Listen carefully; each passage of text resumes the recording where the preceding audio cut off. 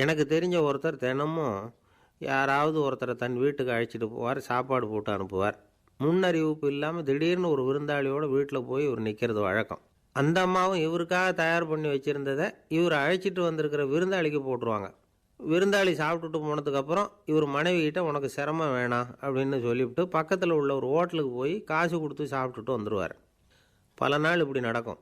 ஒரு நாள் அவரை தனியாக கூப்பிட்டுக்கிட்டு போய் ஏன் இப்படி பண்ணுறீங்கன்னு கேட்டோம். அதுக்கு அவர் சொல்கிறாரு, எங்கள் வீட்டு சாப்பாட்டிலேருந்து தப்பிக்கிறதுக்கு எனக்கு வேறு வழி எதுவும் தெரியல சார், அதனால தான் இப்படி பண்ணிகிட்ருக்கிறேன் அப்படின்னார் ரொம்ப பரிதாபமாக. ஒருத்தன் எப்படி நடந்துக்கிறாங்கிறத வச்சு தான் அந்த ஆள் எப்படிங்கிறத நாம் முடிவு பண்ணுறோம். ஆளுமைன்னு சொல்கிறோம்ல, அதுக்கு சூழ்நிலைகளை ஆளுகின்ற தன்மை அப்படின்னு விளக்கம் கொடுக்குறார் ஒரு உளவியல் நிபுணர். சரி, ஒரு மனிதனுடைய ஆளுமையை உருவாக்குகிற விஷயங்கள் என்னென்ன? பிறப்பு, வளர்க்கப்பட்ட விதம், படிப்பு, நண்பர்கள், சமுதாயம், இப்படி நிறைய உண்டு. ஆளுமையின் அடிப்படையில் சில மனநோய்கள் உண்டாகுது. அதெல்லாம் என்னென்னங்கிறத தெரிஞ்சு வச்சுக்கிட்டோம்னா நம்ம கூட இருக்கிறவங்கள அடையாளம் கண்டுபிடிக்கிறதுக்கு அது ரொம்ப உபயோகமாக இருக்கும். ஃப்ரெனாய்டு ஆளுமை அப்படின்னு ஒன்று. இந்த கோளாறு உள்ளவங்க எப்படி இருப்பாங்க தெரியுமா? அதிக உணர்ச்சி, சந்தேகம், பொறாமை இதெல்லாம் அதிகமாக இருக்கும். வளைஞ்சு கொடுக்க மாட்டாங்க. அடுத்தவங்களோட இணக்கமான உறவு இருக்காது. அவங்க செய்கிற தப்புக்கெல்லாம் அடுத்தவங்களை குறை சொல்லிகிட்டு இருப்பாங்க. இது ஒரு ரகம். அடுத்தது ஸ்கிசாய்டு ஆளுமை அப்படின்னு சொல்கிறாங்க. இந்த கோளாறு உள்ளவங்க அடுத்தவங்களோட பழக கூச்சப்படுவாங்க. சின்ன வயசுலேயே இது ஆரம்பமாயிடுது. பகல் கனவுலேயே சஞ்சரிப்பாங்க. அவங்களுடைய விரோதம், கோபம் இதை கூட வெளியில் காட்டிக்க முடியாமல் இருப்பாங்க. இவங்களுக்கு அகமுகம், பிரச்சனைகள்லேருந்து ஒதுங்கி எதுலேயும் ஈடுபாடு இல்லாதவங்களாக இருப்பாங்க. இப்படி ஒரு ரகம்.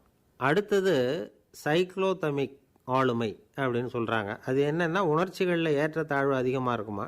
சில சமயம் பார்த்தா மகிழ்ச்சியாக இருப்பாங்க, சில சமயம் சோகமாக உட்காந்துருப்பாங்க. அவங்க மனநிலைக்கு தகுந்த மாதிரி சமூக நிகழ்ச்சிகளில் பங்கெடுத்துக்குவாங்க.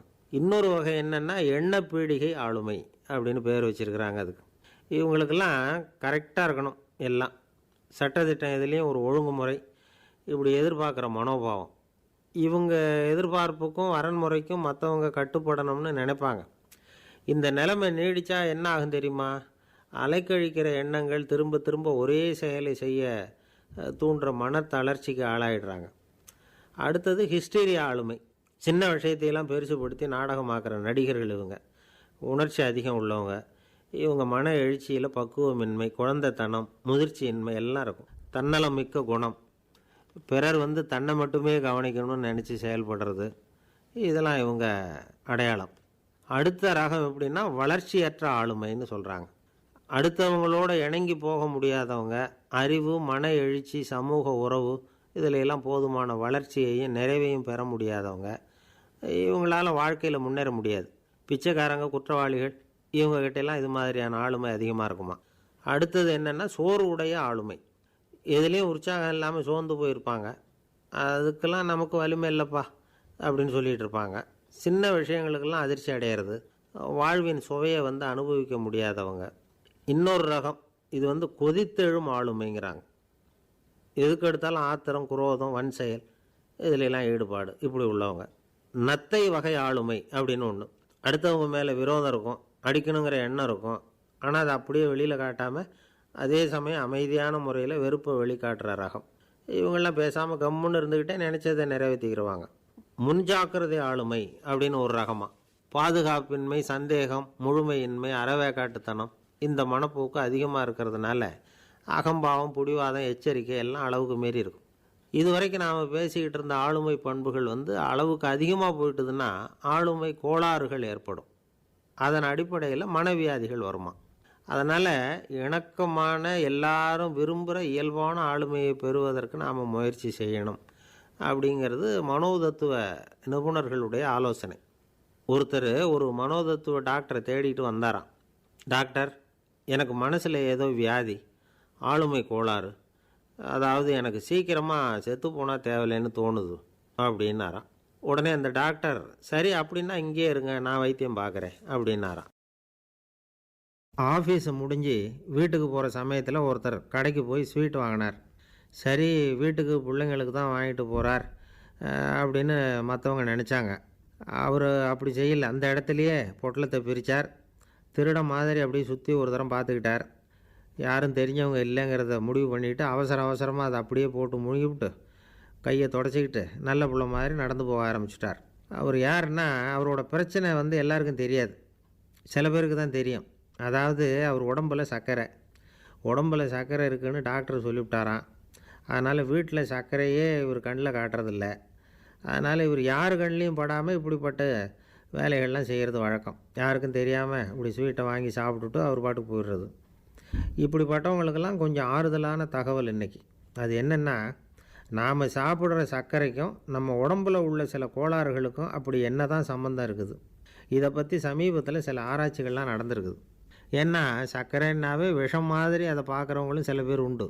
சின்ன பிள்ளைங்களுக்கு வயத்தில் பூச்சி உண்டாகிறதுலேருந்து பெரியவங்களுக்கு நீரிழிவு வர்ற வரைக்கும் எல்லாத்துக்கும் சர்க்கரை தான் காரணம்னு சொல்லிகிட்டு இருக்கிறோம். ஆனால் அந்த அளவுக்கு பயப்பட வேண்டிய அவசியம் இல்லை அப்படின்னு சொல்கிறாங்க. சர்க்கரை வியாதி, இருதய நோய், பித்த நீர்ப்பை நோய், இதெல்லாம் வந்து சில நோய்கள்லாம் நாம் சாப்பிட்ற சர்க்கரைக்கும் தொடர்பு இருக்குன்னு நினைக்கிறோம். ஆனால் அப்படி சம்பந்தம் உண்டுங்கிறதுக்கு போதுமான அளவுக்கு ஆதாரம் இல்லை அப்படிங்கிறாங்க ஆராய்ச்சியாளர்கள். ஒரே ஒரு சம்பந்தம் தான் உறுதியாக இருக்குதான்.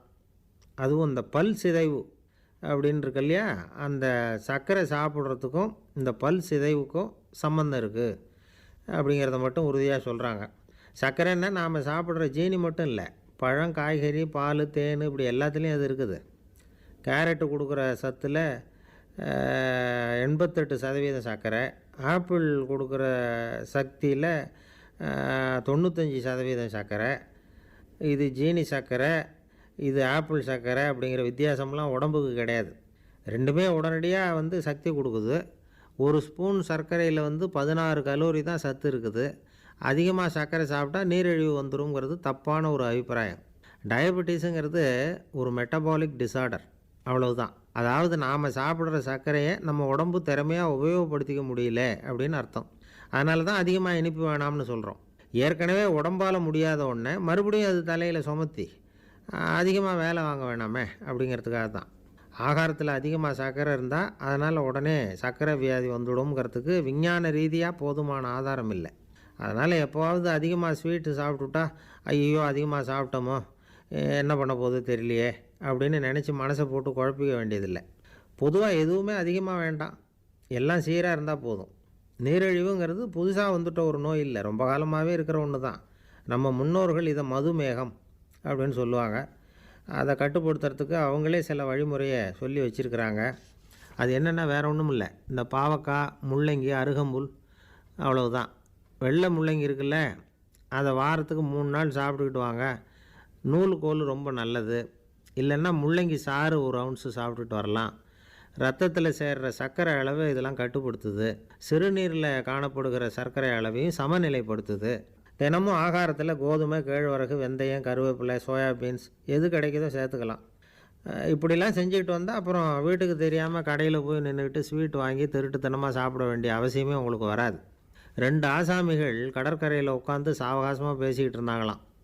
ஒருத்தர் சொன்னார், இன்னொருத்தருக்கு தெரியாமல் ஸ்வீட்டு சாப்பிட்றதே எப்பவும் வந்து இடைஞ்சல் தான் சார். நேற்றுக்கு பாருங்கள் அப்படி தான் சாப்பிட்டுக்கிட்டு இருந்தேன், வீட்டுக்காரி கண்ணில் போட்டுவிட்டுதோ, அதுக்கப்புறம் ஒரே ரகலையாக போச்சு அப்படின்னாராம். எனக்கு கூட அப்படி தான் சார் ஆகிட்டுது, ஒரே ரகலை அப்படின்னாராம் இன்னொருத்தர். நீங்கள் சாப்பிட்டதும் உங்கள் வீட்டுக்காரங்க கண்ணில் போட்டுவிட்டுதா சார் அப்படின்னு கேட்டிருக்கார் இவர். அதுக்கு அவர் சொன்னாராம், அப்படி இல்லை சார், கடைக்காரர் கண்ணில் போட்டுவிட்டுதோ, நான் அவருக்கு தெரியாமல் அந்த ஸ்வீட்டை அவர் கடையிலேருந்து எடுத்திருந்தேன் அப்படின்னு விளக்கம் கொடுத்தாராம் இந்த ஆள். ஒருத்தர் முகத்தை தொங்க போட்டுக்கிட்டு ஒரு மாதிரியாக வந்தார். என்ன விஷயம்னு விசாரித்தேன். என்னுடைய நண்பன் ஒருத்தங்கிட்ட கருத்து வேறுபாடு, இனிமேல் நமக்குள்ளே எந்த சம்மந்தமும் வேணாம்னு நட்பை முறிச்சிட்டு வந்துட்டேன்னா. நண்பர்கள்னு இருந்தால் கருத்து வேறுபாடு வரத்தான் செய்யும்னு. கருத்து வேறுபாடு வராமல் இருக்கிறதுக்கு ஏதாவது வழி உண்டா அப்படின்னு கேட்டாங்க. அதை பற்றி நிபுணர்கள் சில யோசனைகளை சொல்லியிருக்கிறாங்கன்னு. முதல் விஷயம் என்னென்னா, உங்கள் நண்பனுக்கு ஒரு செய்தி சொல்லணும்னா அதை நீங்களே நேரடியாக சொல்லுங்கள், அல்லது உங்கள் கைப்பட கடிதம் எழுதுங்க. அதாவது நேரடி தொடர்பு முக்கியம். அதை விட்டுட்டு இன்னொருத்தர் மூலமாக நண்பர்களுக்கு செய்தி அனுப்புனா நீங்கள் சொல்கிற செய்தி அப்படியே போய் சேராது, அது சேதமாயிடும். கூட்டி குறைச்சி சொல்லிவிடுவாங்க, அது குழப்பத்தில் கொண்டாந்து விட்டுரும். இது ஒரு யோசனை. ரெண்டாவது யோசனை என்னென்னா, நீங்கள் ஒரு நல்ல காரியத்தை செய்யும் பொழுது உங்கள் நண்பரையும் சேர்த்துக்குங்க. அவருக்கும் அதில் ஒரு ஈடுபாட்டை உருவாக்குங்க. மூணாவது யோசனை, நம்ம பக்கத்தில் இருக்கிற நண்பர் மகிழ்ச்சி அடைகிற மாதிரி ஏதாவது செய்யணும். சின்ன சின்ன செயல்களாக இருந்தாலும் பரவாயில்ல, அவர் நமக்கு எதுவும் செய்யலையே, நாம் எதுக்கு செய்யணும் அப்படின்னு நினச்சிக்கிட்டு இருக்கக்கூடாது.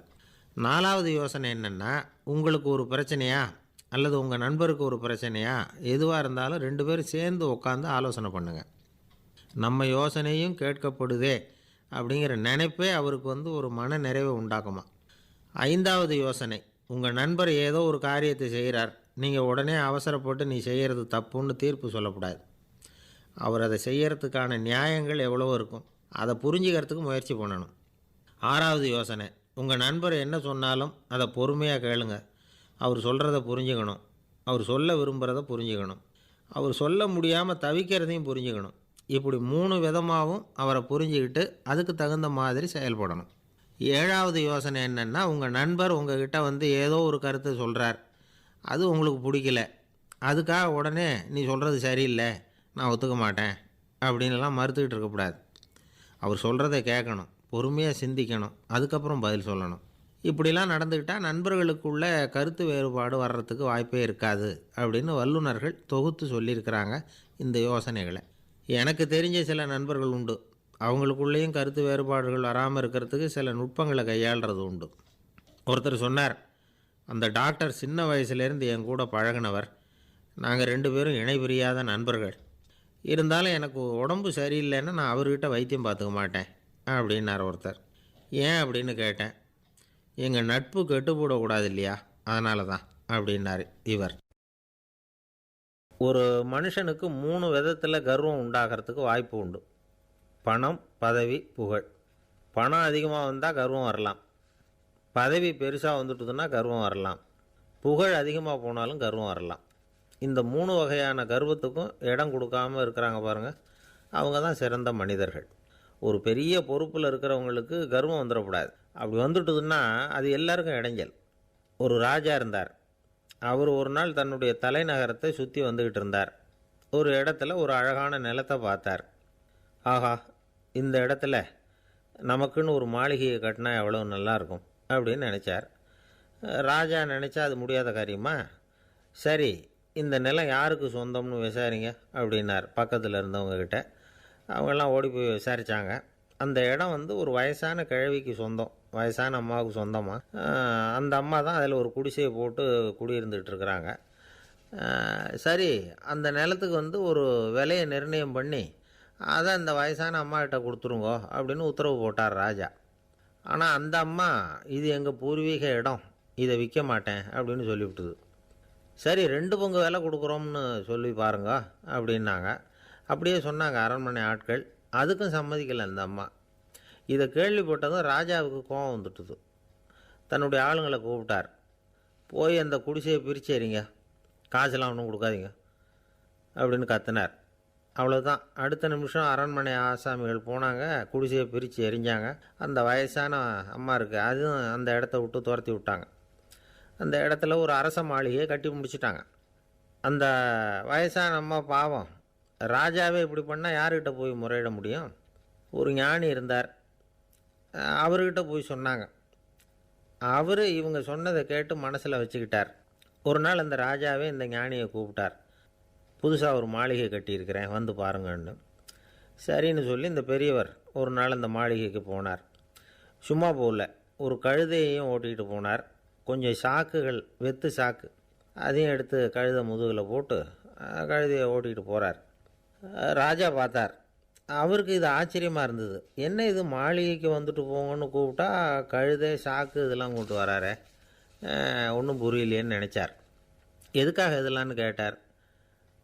அரசருடைய தோட்டத்திலேருந்து கொஞ்சம் மண் எடுத்துகிட்டு போகிறதுக்கு ஆசைப்பட்றேன், அதுக்கு நீங்கள் அனுமதி கொடுக்கணும் அப்படின்னார் இவர். இது என்ன வேடிக்கையான கோரிக்கையாக இருக்குது அப்படின்னு நினச்சார் ராஜா. இருந்தாலும் மண்ணு தானே கேட்குறாரு, எடுத்துகிட்டு போகட்டுமே அப்படின்னு நினச்சார். சரின்னு அனுமதி கொடுத்தார். அந்த பெரியவர் தோட்டத்துக்கு போனார், மண்ணை வெட்டினார், சாக்கில் போட்டு நிரப்புனார். ராஜாவை கொஞ்சம் கிட்ட வாங்கன்னு கூப்பிட்டார். இந்த மண் மூட்டையை தூக்கி கழுதையோட முதுகில் வைக்கணும், கொஞ்சம் உதவி பண்ணுங்கன்னார். பண்ணுறேனே அப்படின்னு சொல்லி ராஜா கிட்ட போனார். மூட்டையை தூக்கி பார்க்குறாரு, முடியல, திணறி போட்டார்.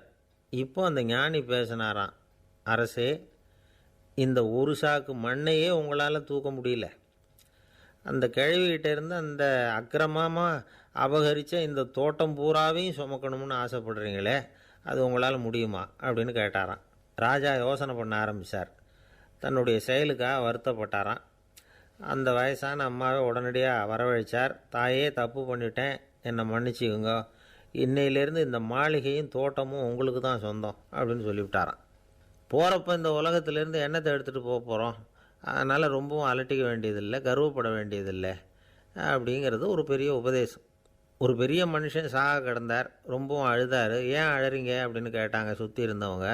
நான் சாகிறதுக்காக கவலைப்படலை, நான் நம்ம ஜனங்களுக்காக எவ்வளவோ காரியம்லாம் செஞ்சுக்கிட்டு வந்தேன். நான் செஞ்சுக்கிட்டு வந்த சேவையை இனிமேல் யார் செய்ய போகிறாங்க, அது யாரால் முடியும், அதை நினச்சி தான் அழறேன் அப்படின்னாராம். ஒருத்தர் முன்னாடி வந்தார். அதுக்காக நீங்கள் கவலைப்படாதீங்க, உங்கள் சேவையை தொடர்ந்து செய்கிறதுக்கு என்ன மாதிரி இளைஞர் பட்டாலும் தயாராக இருக்குது, இருந்தாலும் எங்கள் கவலை என்னென்னா அப்படின்னு இழுத்தார். என்ன சொல்லுங்கன்னு கேட்டார் அவர். நீங்கள் இது வரைக்கும் என்ன சேவை செஞ்சுக்கிட்டு வந்தீங்க, அதுதான் எங்களுக்கு இன்னமும் புரியாத புதிராக இருக்குது அப்படின்னாராம் அவர். இந்த காலத்து புள்ள ஒருத்தன் தன்னோட அப்பாவை பார்த்து சொன்னான், அப்பா, நான் உனக்கு உதவி செய்யலாம்னு நினைக்கிறேன், என்ன உதவி செய்யணும்னு சொல்லு அப்படின்னா. நீ சும்மா இருந்தால் அதுவே எனக்கு செய்கிற பெரிய உதவிடா அப்படின்னார் அப்பா. சும்மா இருக்கிறதும் ஒரு உதவி தான், அது மாதிரி மௌனமும் ஒரு சமூக சேவை தான் அப்படிங்கிறார் காஞ்சி பெரியவர். நமக்கு 5 புலன்கள் இருக்குது, மெய், வாய், கண், மூக்கு, செவி. இந்த 5லேயும் அதிகப்படியான வேலை எதுக்குன்னு நினைக்கிறீங்க? வாய்க்கு தான். ஏன்னா அதுக்கு 2 வேலை. இப்போ கண்ணுக்கு பார்க்குறது மட்டும்தான் வேலை, காதுக்கு கேட்குறது மட்டும்தான் வேலை, மூக்குக்கு வாசனை அறியறது தான் வேலை, உடம்புக்கு உணர்றது மட்டும்தான் வேலை.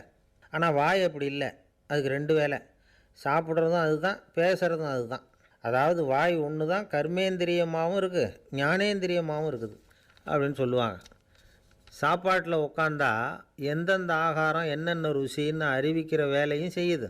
சபையில் உட்காந்தா பாடுறது, பேசுறது, சிரிக்கிறது, இது மாதிரியான வேலையும் செய்யுது. இன்னொரு வித்தியாசம், கண்ணு, காது, மூக்கெல்லாம் ஸ்ட்ரெயின் பண்ணிக்கிட்டு வேலை செய்கிறதில்ல. ஒரு ரோஜா பூ பார்த்தா உடனே மூக்கு அப்படியும் இப்படியும் அசைய ஆரம்பிக்கிறதில்ல. ஒரு சங்கீதத்தை கேட்ட உடனே காது ஆட ஆரம்பிக்காது. ஆனால் வாய் அப்படி இல்லை, அது பேசினாலும் சரி சாப்பிட்டாலும் சரி அசைஞ்சு தான் ஆகணும். ஆக மற்றதை விட வாய்க்கு வேலை ஜாஸ்தின்னு தெரியுது. சாப்பிட்றது, பேசுறது அப்படின்னு 2 காரியம் அதுக்கு. இப்படி 2 காரியம் இருக்கிறதுனால அது 2ஐயும் பாதியாக குறைச்சிக்கணுங்கிறது கடவுள் அபிப்பிராயமாக இருக்கணும் அப்படிங்கிறார் காஞ்சி பெரியவர்.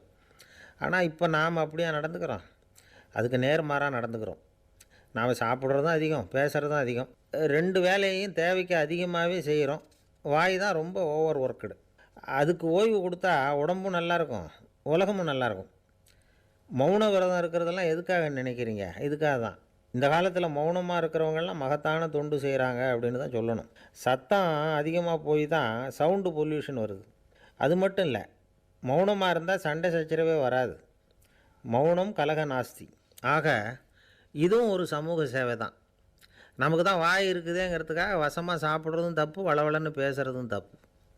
ஒரு கருத்தை சொல்கிறதுக்கு ஒரே ஒரு சொல்லு போதும் அப்படின்னு இருக்கும்பொழுது 2 சொற்களை செலவு பண்ணாதே.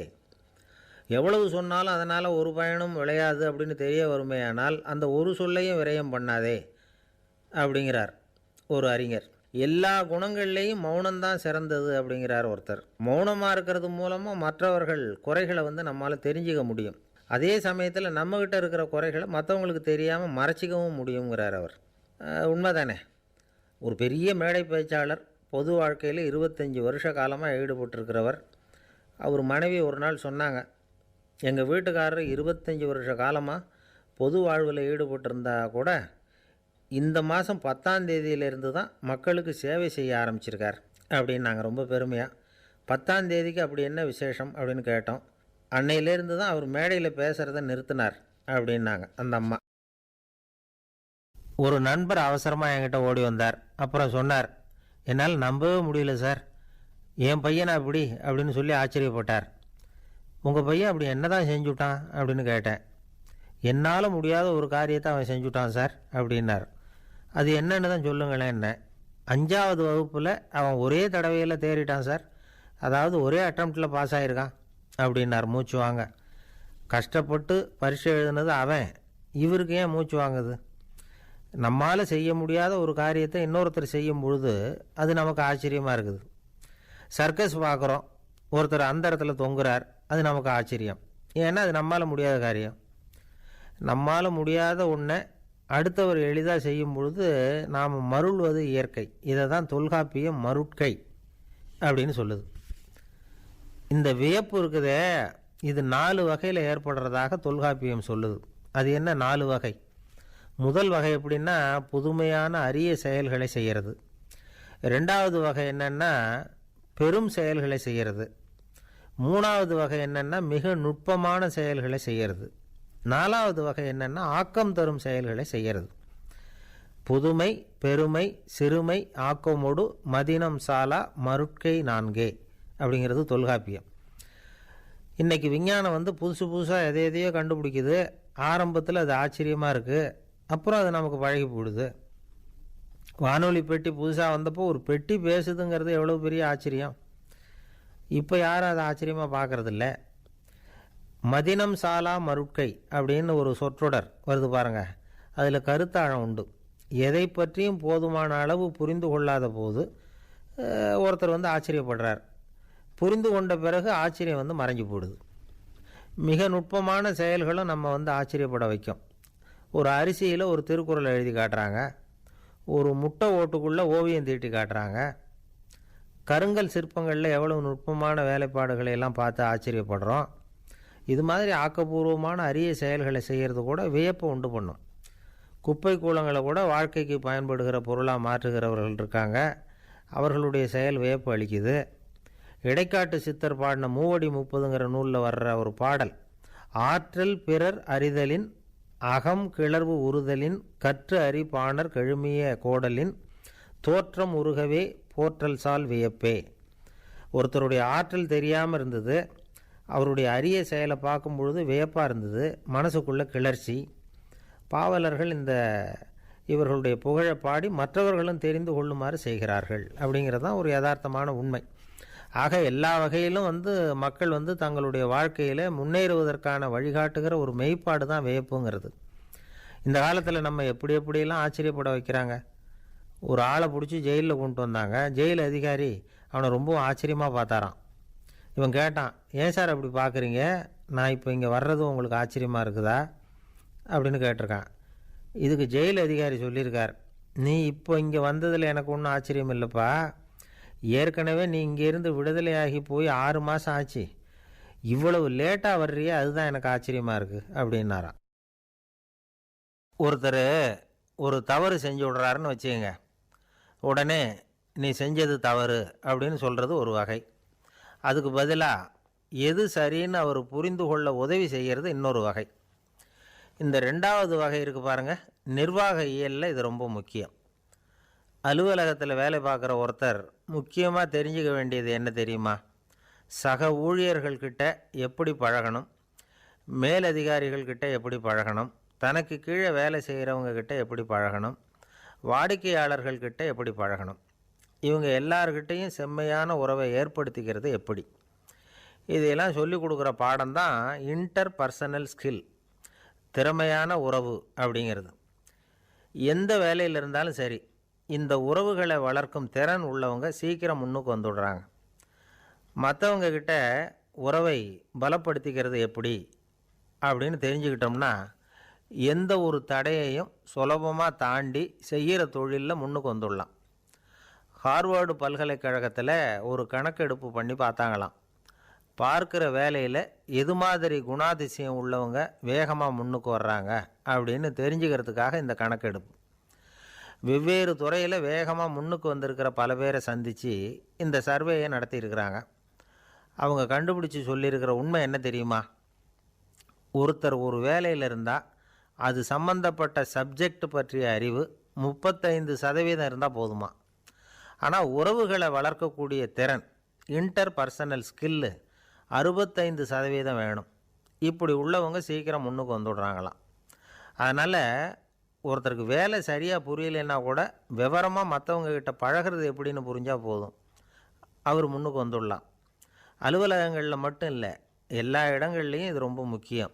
வீட்டுக்குள்ளேயும் இது ரொம்ப முக்கியம், வீட்டுக்கு வெளியேயும் இது முக்கியம்.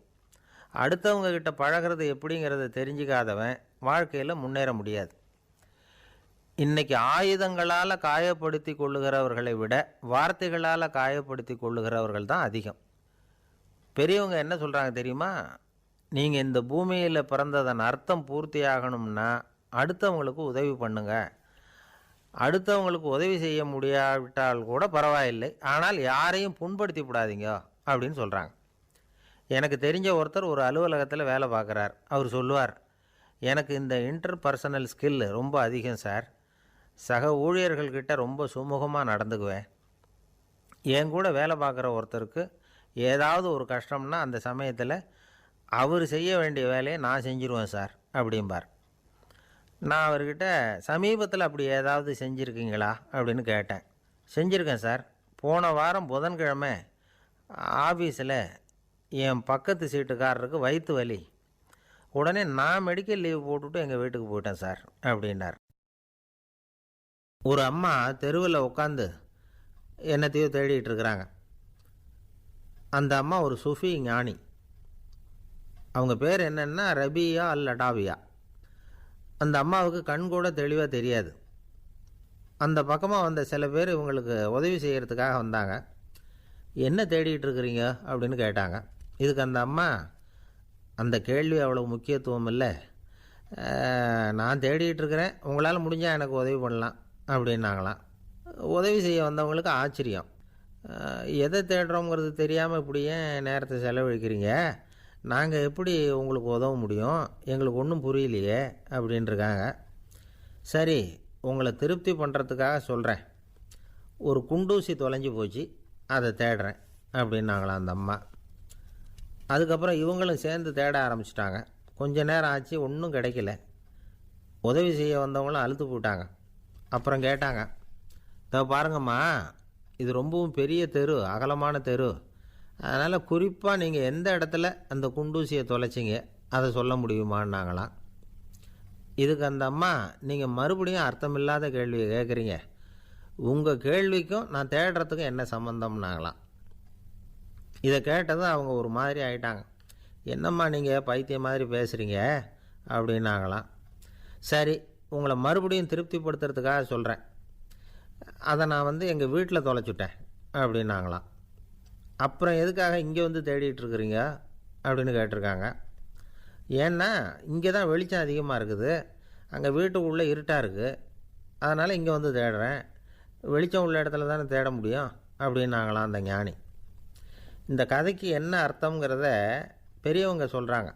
அதாவது இந்த தேடுதல்ங்கிறது ஒரு வியாதி. அது நம்ம சதா அலைய வைக்கும், பைத்தியமாக மாற்றுறதுக்கு முயற்சி பண்ணோம். ஒரு காலம் அது நிறைவு அடையவே அடையாது.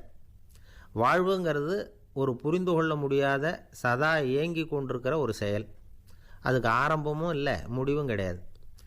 எதையோ தேடணும் அப்படிங்கிற உந்துதல் நமக்குள்ளே இருக்கும், ஆனால் குறிப்பாக எதை தேடிட்டு இருக்கிறோம் அப்படிங்கிறது புரியாது.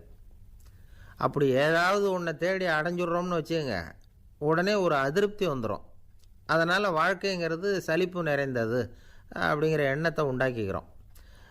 ஒன்று அடைஞ்சதுக்கு அப்புறம் இன்னொன்று தேட ஆரம்பிச்சிருவோம்.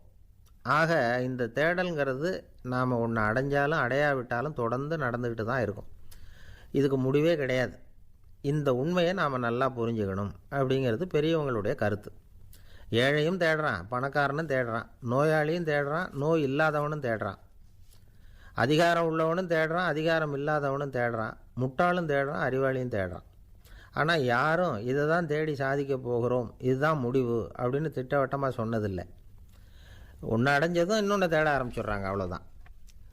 அதாவது உங்களின் தேடுபவர் உங்கள் உள்ளே தான் இருக்கிறார், அவரை தேடி கண்டுபிடியுங்கள். இதுதான் ஞானிகள் நமக்கு சொல்லுகிற ஒரு ஆலோசனை. நம்மால் ஒருத்தன் ஜெயிலில் இருந்தான். இன்னொரு கைதி அவனை பார்த்து கேட்டான், ஏன்பா உன்னை பார்க்குறதுக்கு வெளியிலேருந்து யாருமே இங்கே வர்றது இல்லையே, உனக்கு சொந்தக்காரங்களே கிடையாதா அப்படின்னு கேட்டானான். ஏன் இல்லை, எனக்கு சொந்தக்காரங்க நிறைய பேர் உண்டு, அவங்க என்னை பார்க்க வராததுக்கு காரணம் வேற அப்படின்ட்டுருக்கான் இவன். என்ன காரணம்னு கேட்டான் அவன். அதுக்கு இவன் சொன்னானான், அதுக்கு என்ன காரணம்னா அவங்க எல்லாரும் இங்கே உள்ளேயே இருக்கிறாங்க அப்படின்னானா. ஒரு சீன தேசத்து அரசர் இருந்தார். அவருக்கு வயசாயிட்டுது. அவருக்கு அடுத்தபடியாக அவருடைய புள்ள பட்டத்துக்கு வரணும், ஆட்சி பொறுப்பை ஏற்றுக்கணும். ஒரு நல்ல தலைவனுக்கு இருக்க வேண்டிய பண்புகள்லாம் தன்னுடைய மகனுக்கு இருக்கணும்னு விரும்பினார் அந்த அரசர். அதனால் இளவரசனை பக்கத்தில் இருந்த ஒரு குரு கிட்ட அனுப்புனார். இளவரசன் அவர்கிட்ட போய் சேர்ந்தான். அந்த குரு என்ன பண்ணார் தெரியுமா? இவனை பார்த்து சொன்னார், இதை பாருப்பா, நீ என்ன பண்ணுற, இப்போவே பக்கத்தில் இருக்கிற காட்டுக்கு போ, நடு காட்டில் போய் ஒரு இடத்துல உட்காந்துக்கோ. அங்கே என்னென்ன சத்தம்லாம் உன் காதில் விழுதுன்னு கவனித்து கேளு. உன் காதில் விழுந்த ஓசைகள் என்னென்னங்கிறத என்கிட்ட வந்து சொல்லு, அதுதான் எனக்கு தெரியணும், உனக்கு வேலையும் அதுதான் அப்படின்னு சொல்லி அனுப்பி வச்சுட்டார். இளவரசன் காட்டுக்கு போனான். குரு சொன்னபடியே ஒரு இடத்துல உட்காந்து கவனித்து கேட்டான். அதுக்கப்புறம் குருக்கிட்ட திரும்பி வந்தான். என்னென்ன சத்தம்லாம் கேட்ட அப்படின்னு கேட்டார் குரு. குருவே, காட்டில் நான் பறவைகள் சத்தம்லாம் கேட்டேன், மிருகங்களின் ஓசையையும் கேட்டேன், இதை தவிர இடி மின்னல் மழை இதுகளோட சத்தத்தையும் கேட்டேன் அப்படின்னா. குரு யோசனை பண்ணார், நீ இன்னமும் சரியாக கேட்கல, அதனால் மறுபடியும் காட்டுக்கு போ, கொஞ்ச நாள் தங்கியிருந்து கேட்டுட்டு வா அப்படின்னார். இளவரசனுக்கு ஒன்றும் புரியல. இருந்தாலும் குருவின் கட்டளையாச்சே, மறுக்க முடியுமா? உடனே அவன் மறுபடியும் காட்டுக்கு போனான். ஒரு இடத்துல உட்காந்தான். கொஞ்ச நேரம் உன்னிப்பாக கவனித்து கேட்டான். சில நாள் கழித்து குருக்கிட்ட திரும்பி வந்தான். குருவே, இந்த தடவை சில துல்லியமான சத்தங்களை எல்லாம் கேட்டான். தேனீ பறக்கிற சத்தம், நீரோடையின் மெல்லிய ஓசை, இதெல்லாம் கேட்டேன்னா. குரு சிரித்தார். நீ மறுபடியும் காட்டுக்கு போ, இன்னும் சில நாள் அங்கே இரு, முழுமையாக கவனமாக கேட்டுக்கிட்டு வா அப்படின்னு சொல்லி அனுப்பி வச்சுட்டார். இளவரசனுக்கு குழப்பம் அதிகமாயிட்டுது. ஒன்றுமே புரியல. மறுபடியும் காட்டுக்கு போனான். மௌனமாக ஒரு இடத்துல உட்காந்துட்டான். அப்படியே தியானத்தில் ஆழ்ந்துட்டான். சில நாளில் அவனுக்கு இதுவரை கேட்காத ஓசைகள்லாம் கேட்க ஆரம்பிச்சிட்டுது. இதைத்தான் நான் கேட்கணும்னு என்னுடைய குரு எதிர்பார்த்துருக்கிறாருங்கிறத புரிஞ்சுக்கிட்டான். உடனே குருக்கிட்ட ஓடனான். குருவே, இந்த தடவை காதுகளுக்கு கேட்க முடியாத சில ஓசைகளை கூட என்னால் உணர முடிஞ்சுது. பூ மலருகிற ஓசை, சூரியனால் பூமி சூடாகிறப்போ எழுகிற ஓசை, காலை பனித்துளியை இந்த புல்லுலாம் குடிக்கிற ஓசை, இது எல்லாம் என்னால் நல்லா கேட்க முடிஞ்சுது அப்படின்னா. குருவுக்கு இப்போ தான் திருப்தி ஏற்பட்டு தான். இளவரசனை பார்த்து சொன்னார், இதை பாருப்பா, இப்போ தான் நாட்டை ஆளுகிற தகுதி உனக்கு வந்திருக்குது அப்படின்னு சொல்லி அதுக்கு விளக்கமும் கொடுத்தாராம். எந்த அரசன் தன்னுடைய மக்களின் எதையும் பேசுகிற மௌன மொழியை, மௌன வார்த்தைகளை கேட்குறானோ அவன்தான் ஆள தகுதி உள்ளவன். எந்த அரசன் தன்னுடைய மக்களின் உணர்ச்சிகளை உண்மையாக உணர்றானோ அவன்தான் முதன்மையான அரசன். போலி வார்த்தைகளை மட்டும் கேட்டுட்டு பல மௌன ராகங்களை காதில் வாங்கிக்காதவன் அரசனே இல்லை. எந்த நாட்டில் எப்போ ஒரு அரசன் தன்னுடைய மக்களின் உணர்ச்சிகளை கேட்க மறுக்கிறானோ அன்னையிலேருந்தே அந்த நாடு அழிய தொடங்குது அப்படின்னு அர்த்தம். இதுதான் அந்த குரு இளவரசனுக்கு போதித்தது. வாயால் பேசுகிறத மட்டும் கேட்டு ஏமாறக்கூடாது, உணர்ச்சிகளையும் கேட்குறதுல தான் மனப்பக்குவம் உண்டாகும். மக்கள் உணர்ச்சிகளை புரிந்து கொள்ளாத அரசர்கள் நீடிச்சிருக்க முடியாது. அது மாதிரி நாடுகளில் அடிக்கடி குழப்பம் தான் உண்டாகும். அப்படி இருந்தால் அடிக்கடி ஆட்சி மாறிக்கிட்டு இருக்கும். அப்படிப்பட்ட ஒரு தேசம், அங்கே ஒரு சிறைச்சாலையில் 3 கைதிகள் பேசிக்கிட்டு இருந்தாங்க. ஒருத்தன் சொன்னான், நான் இந்த நாட்டு ராஜாவை எதிர்த்து பேசிக்கிட்டு இருந்தேன், அதனால் என்னை பிடிச்சி கொண்டாந்து இங்கே போட்டுட்டாங்க அப்படின்னா ஒருத்தன். இன்னொருத்தன் சொன்னான், நான் இந்த நாட்டு ராஜாவை ஆதரித்து பேசிக்கிட்டு இருந்தேன், அதனால் என்னை பிடிச்சி கொண்டாந்து இங்கே தள்ளிவிட்டாங்க அப்படின்னா. அது சரி, நீ என்ன தப்பு பண்ண அப்படின்னு சொல்லி 3வது ஆளை பார்த்து இவங்க கேட்டாங்க. அதுக்கு அந்த ஆள் சொல்கிறான், நான் தான் இந்த நாட்டு ராஜா அப்படின்னானா. ஒரு ஆசாமி வேகமாக ஓடிக்கிட்டு இருந்தான். ஏன் இப்படி ஓடுறேன்னு கேட்டார் இன்னொருத்தர். அங்கே ஒரு ஆளை அடிபட்டு கிடக்கிறான், அதை பார்த்தேன், உடனே ஓடுறேன்னா. எங்கேன்னு கேட்டார். ஆஸ்பத்திரிக்குன்னா. ஒரு ஆள் அடிபட்டு கிடக்கிறத பார்த்தா உடனடியாக நாம் செய்ய வேண்டியது முதல் உதவி, அதுக்கப்புறம் தான் ஆஸ்பத்திரி. இன்றைக்கி விபத்துங்கிறது சர்வசாதாரணமாக நடந்துக்கிட்டு இருக்குது. வாகன விபத்து, வெடிகுண்டு விபத்து, தீ விபத்து, கட்டடம் சரியறது, பூகம்பம், இப்படி நிறைய நடக்குது. ஒரு விபத்தை பார்த்துட்டா நம்மளில் பல பேர் நமக்கு என்னத்துக்கு வம்புன்னு ஒதுங்கி போயிடுறதும் உண்டு. சில பேர் துணிஞ்சு கிட்ட போய் உதவி செய்கிறதும் உண்டு. அப்படி உதவி செய்ய நினைக்கிறவங்களுக்கு உபயோகப்படுற தகவல் இது. விபத்தில் காயமடைஞ்சவங்களை 3 பிரிவாக பிரிக்கலாமா. முதல் வகை கொஞ்சம் சீரியஸானது, உயிருக்கு உடனே ஆபத்து தரக்கூடியது. மூளை காயம், முகம் கழுத்து காயங்கள், இருதயம் நுரையீரல் காயங்கள், வயத்தில் உள்ளுறுப்பு காயங்கள், அதிகப்படியான இரத்தப்போக்கு, இதனால எல்லாம் பாதிக்கப்பட்டிருந்தால் அது முதல் வகை அப்படின்னு நாமளே மனசுக்குள்ளே முடிவு பண்ணிக்கணும். இவங்களுக்கெல்லாம் உடனடியாக வந்து முதல் உதவி கொடுக்கணும். தாமதப்படுத்தாமல் ஆஸ்பத்திரிக்கு கொண்டுகிட்டு போயிடணும். இப்படி கொஞ்சம் எச்சரிக்கையாக நடந்துக்கிட்டால் அவங்களில் பல பேரை காப்பாற்றி போடலாம். 2வது வகை எப்படின்னா, முதல் உதவி விரைவாக கிடைச்சா உயிர் பிழைக்கக்கூடிய மார்பு காயங்கள், கைகால் எலும்பு முறிவு, இடுப்பு முதுகெலும்பு காயம், சீரான இரத்த சேதம், இப்படிப்பட்டவங்களை வந்து 2வது வகையாக பிரிக்கணும். ஆபத்து இல்லாத சிராய்ப்புகள், சிறு காயங்கள், இரத்த உறைவுகள், இதனால் பாதிக்கப்படுறவங்க 3வது வகை. ஒருத்தர் தலையில் அடிபட்டு நினைவு இழந்துட்டார்னு வச்சுங்க, அவருக்கு வாந்தி வர்றதுனால புறையேறி மூச்சு அடைப்பு உண்டாகும். இப்படி ஆகாமல் இருக்கிறதுக்காக தலையை ஒரு பக்கமாக சாய்ச்சி வைக்கலாம். நாடி துடிப்பையும் இதய துடிப்பையும் தொட்டு பார்க்கணும். அது குறைஞ்சிருந்தாலும் சரி, நின்று இருந்தாலும் சரி, அவர் மார்பை வந்து நிமிஷத்துக்கு 80 தடவை உள்ளங்கையால் அழுத்தி இதய துடிப்பை வந்து மீட்கிறதுக்கு உதவி பண்ணணும். கழுத்தில் காயம்பட்டாலும் ஆபத்து அதிகம். கழுத்துக்கு அடியில் ஒரு துண்டை மடித்து வைக்கலாம். 2 பக்கமும் சின்ன தலையணை அல்லது துணி மடிப்புகளை வச்சு கழுத்தை அதிகமாக அசையாமல் பார்த்துக்கலாம். முதுகெலும்பு முறிஞ்சிருக்குமோ அப்படிங்கிற சந்தேகம் இருந்ததுன்னா அவரை அதிகமாக அசைய விடக்கூடாது. அதிகமாக அசைஞ்சால் தண்டு இடத்துல பாதிப்பு ஏற்பட்டு கை கால் விளங்காமல் போயிடும். அவரை ஒரு கனமான போர்வை இல்லைன்னா பாயில் படுக்க வச்சு 4 பேர் மெதுவாக தூக்கி மருத்துவ உதவிக்கு அனுப்பி வைக்கலாம். கையெலும்பு முறிஞ்சிருந்தால் முறிஞ்ச பாகத்தை உடம்போடு சேர்த்து அசையாமல் கட்டி போடலாம். கால் எலும்பு முறிஞ்சிருந்தால் மற்ற காலோடு சேர்த்து கட்டி போடலாம். முறிஞ்ச பாகம் தொங்காமல் பார்த்துக்கணும். அப்போ தான் வீக்கம் உண்டாகாமல் இருக்கும். வெட்டு காயம், குண்டடிப்பட்ட காயம், இதிலெல்லாம் ரத்தப்போக்கு அதிகமாக இருக்கும். ரத்தம் வெளியேற ஆபத்து அதிகம். சுத்தமான துணியை பல மடிப்புகளை மடித்து காயத்தின் மேலே வச்சு அழுத்தமாக ஒரு 10 நிமிஷம் பிடிச்சிக்கணும். ரத்தம் நின்ன உடனே காயத்துக்கு கட்டு போடலாம். சில சமயம் காயம்பட்ட பாகத்தை உயரமாக தூக்கி பிடிச்சிக்கிட்டா தான் ரத்த கசிவு நிற்கும். இந்த விவரங்களையெல்லாம் கொஞ்சம் மனசில் வாங்கி வச்சுக்கிட்டோம்னா சமயத்தில் உதவும். ஏன்னா இந்த காலத்தில் விபத்து வந்து எந்த ரூபத்தில் எப்போ வரும்னு யூகிக்கவே முடியல. நண்பர் ஒருத்தர் சொன்னார், நேற்றுக்கு பாருங்கள் சார், என் கண்ணு முன்னாடியே ஒரு சின்ன விபத்து நடந்ததுன்னார். என்னன்னு விசாரித்தோம். ஒரு பஸ்ஸில் வந்துக்கிட்டு இருந்தேன். அந்த பஸ்ஸில் பின்பக்கம் படி ஓரமாக நின்றுக்கிட்டு இருந்த ஒருத்தர் ரோட்டில் விழுந்துட்டார். டிரைவர் அதை கவனிக்கலை, நிறுத்தாமல் அவர் பாட்டுக்கு போகிறாருன்னார். கண்டக்டர் உடனே விசில் கொடுத்து பஸ்ஸை நிறுத்த வேண்டியது தானே அப்படின்னோம். அதுதான் சார் முடியாமல் போச்சுன்னார் அவர். ஏன்னு கேட்டாங்க. தவறி கீழே விழுந்ததே அந்த கண்டக்டர் தான் சார் அப்படிங்கிறார். ஒரு நண்பர், அவர்கிட்ட பேசிக்கிட்டு இருந்தேன். மனித உறவுகள் பற்றி அவர் சொல்லிகிட்டு இருந்தார். அமெரிக்காவில் தந்தை மகன் உறவு எப்படி இருக்குது அப்படிங்கிறத விளக்கிறதுக்கு அவர் ஒரு கதையை சொன்னார். ஒரு அப்பா பகல் பூராவும் அலுவலகத்தில் வேலை, ஓடி ஆடி உழைச்சிக்கிட்டு களைச்சி போய் ராத்திரி 10 மணிக்கு மேலே வீடு திரும்பினான். வீட்டு வாசலில் அவரோட மகன் காத்துக்கிட்டு இருக்கிறான். இன்னமும் தூங்கலை. அப்பாவை வாசல்லையே தடுத்து நிறுத்தி, அப்பா உனக்கு சம்பளம் எவ்வளவு அப்படின்னு கேட்குறான். ஏற்கனவே ஆஃபீஸு பிரச்சனைகளால் அலுத்து போய் திரும்புகிற அப்பாவுக்கு கோவம் வந்துடுது.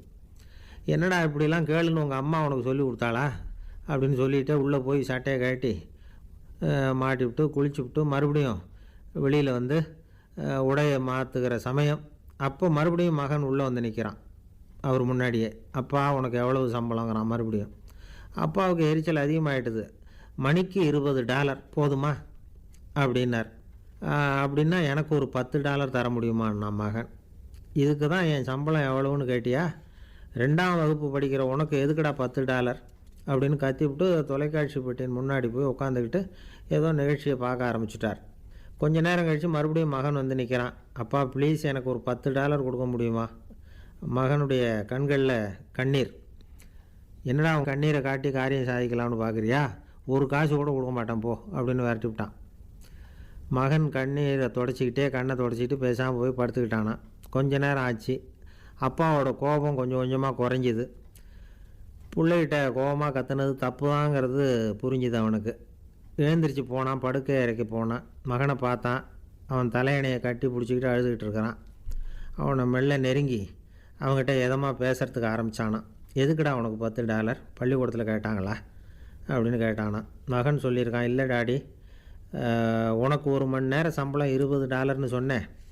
நீ ஏற்கனவே எனக்கு கொடுத்த பாக்கெட் மணி $10 என்கிட்ட இருக்குது. இப்போ நீ இன்னொரு $10 கொடுத்தீங்கன்னா அதையும் சேர்த்து $20 ஆகிடும். அந்த $20 நான் உனக்கு கொடுத்துருவேன். அப்படி கொடுத்தா நீ என் கூட 1 மணி நேரம் செலவழிப்ப இல்லையா? அதுக்காக தான் $10 கேட்டேன் அப்படின்னு சொன்னானான். அந்த அப்பா கண்ணு கலங்கி போச்சான். ஆதரவோடு தன்னுடைய மகனை கட்டிப்பிடிச்சி அழ ஆரம்பிச்சிட்டாராம். இதுதான் நண்பர் சொன்ன கதை.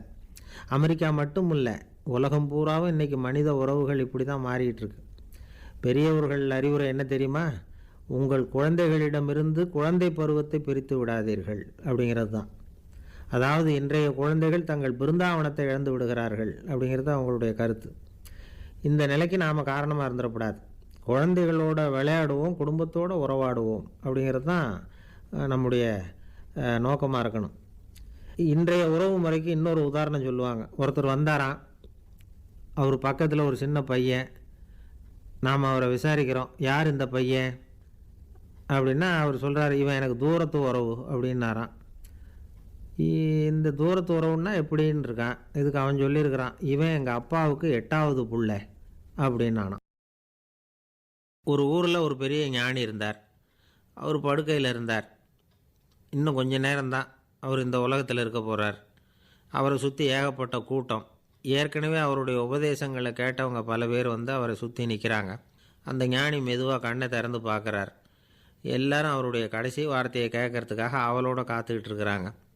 அந்த ஞானி மெதுவாக பேச ஆரம்பித்தார். நான் என்னுடைய வாழ்நாள் பூராவும் உங்களுக்கு நிறைய போதனைகள் சொல்லிக்கிட்டு இருக்கிறேன். பேரானந்தம், மகிழ்ச்சி, தியானத்தன்மை இதை பற்றியெல்லாம் சொல்லியிருக்கிறேன்.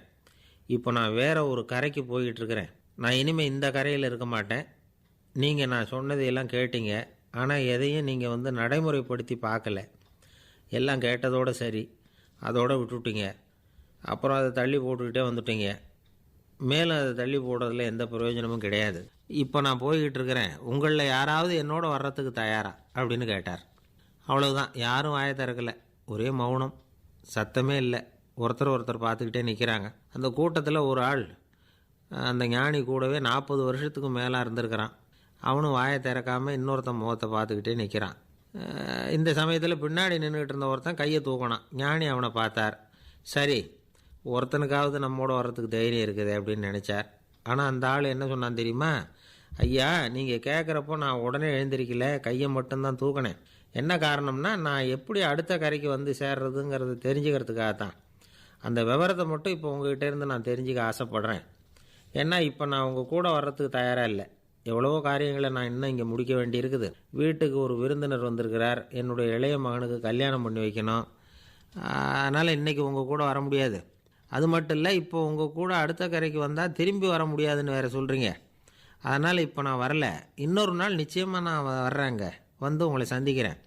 அதனால் இப்போ நீங்கள் இன்னொரு தடவை எங்களுக்கு விளக்கமாக சொல்லணும். ஏற்கனவே பல தடவை சொல்லியிருக்கிறீங்க. தயவு பண்ணி இப்போ ஒரு தடவை சொன்னீங்கன்னா சௌகரியமாக இருக்கும். அந்த அடுத்த கரையை அடையிறது எப்படி?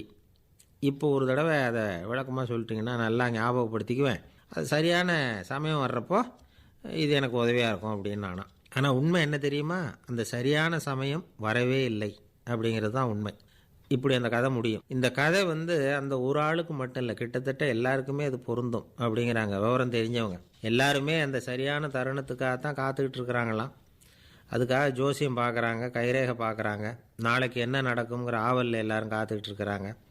ஆனால் அந்த ஒரு நாள் ஒருபோதும் வரப்போகிறதில்ல.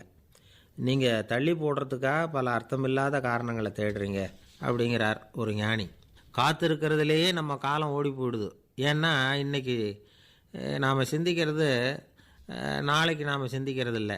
ஒவ்வொரு நாளும் ஒவ்வொரு மாதிரி போயிடுது. நாளைக்கு மறுநாளை பற்றியே சிந்திக்கிறோம். இப்படியே அது பாட்டுக்கு போயிடும். கரையை தொட்டு பார்க்குறது எப்போ? இதுதான் கேள்வி.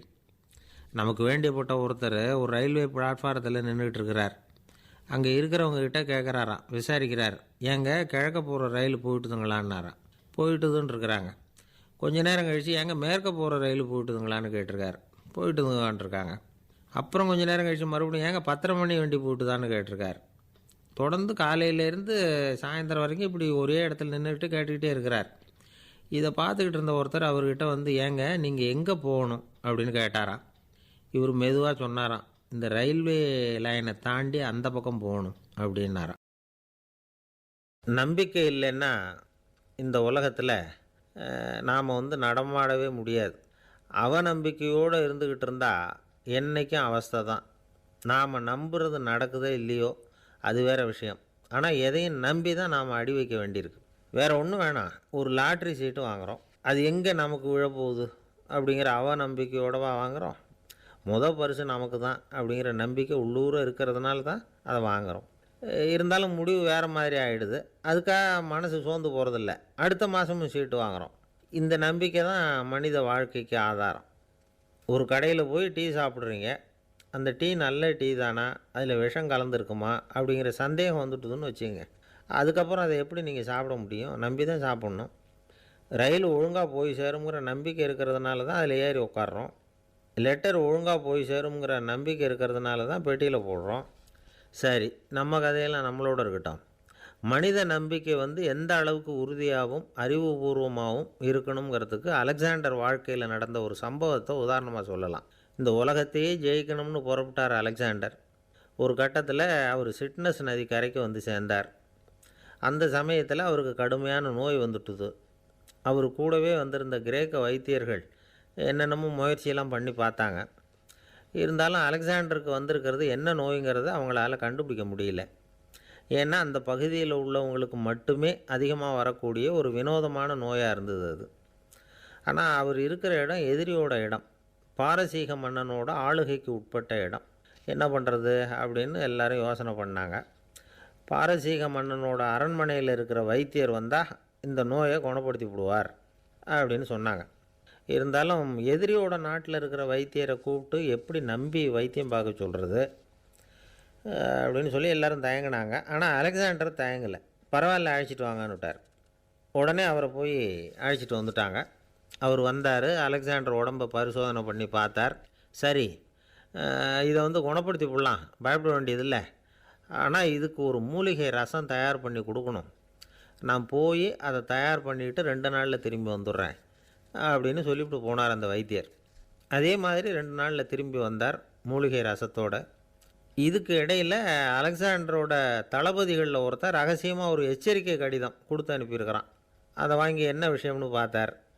இப்போ உங்ககிட்ட வந்திருக்கிற எதிரி நாட்டு வைத்தியரை நம்பாதீங்கோ, அவன் கொண்டுகிட்டு வந்திருக்கிற மூலிகை ரசத்தில் விஷம் கலந்துருக்குது அப்படின்னு அதில் எழுதியிருக்கு. அதை பார்த்தார் அலெக்சாண்டர். இருந்தாலும் கொஞ்சம் கூட அலட்டிக்கலை. வைத்தியர் கொடுத்த மருந்தை வாங்கி கடகடன்னு குடிச்சுட்டு அதுக்கப்புறம் அந்த கடிதத்தில் இருந்த விஷயத்தை அந்த வைத்தியர்கிட்ட சொன்னார். வைத்தியர் திகைச்சு போயிட்டார். தன் மேலே அலெக்சாண்டர் வச்சுருக்கிற நம்பிக்கையை பார்த்து அவருக்கு ரொம்ப வியப்பு. வைத்தியர் உண்மையிலேயே நல்ல மருந்து தான் கொண்டுகிட்டு கொடுத்துருக்கிறார், அதில் விஷம்லாம் எதுவும் கலக்கலை. அதுக்கப்புறம் அலெக்சாண்டர் அந்த வைத்தியரை பார்த்து சொன்னாராம், நம்பிக்கைங்கிற அச்சாணியை ஆதாரமாக வச்சுக்கிட்டு தான் இந்த உலகம் சுற்றிக்கிட்டு இருக்குது. எனக்கு எதிரியாக இருந்தாலும் பாரசீக மன்னர் ரொம்ப பெரியவர். அப்பேற்பட்ட மன்னருடைய அரண்மனை வைத்தியர் தொழில் நேர்மை இல்லாதவராக இருக்க மாட்டார். அப்படி இருந்தால் அவரை அரண்மனை வைத்தியராக வச்சிருக்கவே மாட்டாங்க அப்படின்னு நம்பினேன். என்னுடைய நம்பிக்கை வீண் போகலை அப்படின்னாராம். இதுதான் மானுட நம்பிக்கைங்கிறது. இந்த காலத்துலேயும் இது மாதிரி இந்த மானுட நம்பிக்கையை ரொம்பவும் சாமர்த்தியமாக கையாளுகிற கெட்டிக்காரங்க சில பேர் இருக்கிறாங்க. இந்த காலத்து குரு, அவருக்கு ஒரு சிஷ்யன். குரு முன்னாடி அந்த சிஷ்யன் ரொம்ப பணிவாக நின்று, குருவே, உங்கள் கையால் விஷத்தை கொடுத்தாலும் அதை வாங்கி மடமடன்னு குடிச்சிருவேன் அப்படின்னா. உன்னுடைய குரு பக்தியை மெச்சினேன் அப்படின்னார் குரு. அதுக்கு அந்த சிஷ்யன், அப்படி இல்லை குருவே, உங்ககிட்ட சிஷ்யனாக இருக்கிறத விட உங்கள் கையால் விஷத்தை வாங்கி குடிச்சு விட்றது ரொம்ப நல்லது, அதனால தான் அப்படி சொன்னேன் அப்படின்னா.